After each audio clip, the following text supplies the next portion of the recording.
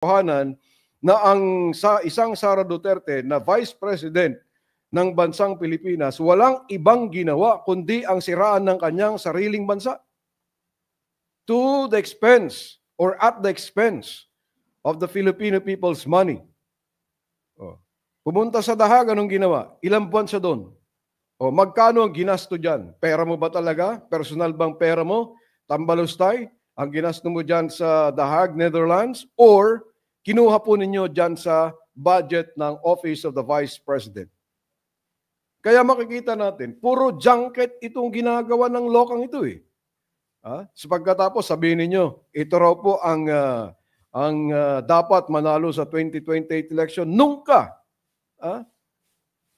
Tingnan ninyo, ang ginagawa ng taong ito pumupunta sa ibayong dagat. Sino ang kanyang kinakausap? Mga OFWs. Ang mga OFWs ang kanyang kayang lukuhin kasi nga, these are the more vulnerable sector of our society. Why?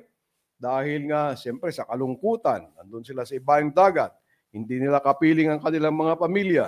Pagkatapos, nandyan si Tambalustay, kung ano-anong mga sinasabing mga fake news, na dito daw sa Pilipinas ay delikado na naman dahil naglipa na naman ang droga. Siyempre, pag nandun ka sa ibayong dagat at malayo ka sa pamilya mo at ganun ang napapakinggan mo na masamang balita, mag-aalala ang mga ito. Mag-aalala itong mga OFW na sasabihin, ano na kaya mangyayari sa aking pamilya? Baka mamaya ay mapariwara na sa droga ang aking anak. Subalit pagtitignan po natin, kung doon sa sinasabi nilang war on drugs ni Digong, kumpara sa mga nasabat na droga within the 3-year period of the BBM administration, mas marami pa ang nasabat ng BBM administration na shabu kumpara doon sa 6 years na war on drugs, total war on drugs ni Duterte. Ayan ang katotohanan, kahit tignan po ninyo. Madali lang naman tignan dyan sa Google yan eh. Kung ilang tonelada na, ilang bilyong pisong halaga na po ng sabu ang nasabat ng PNP as against doon sa panahon ni Digong.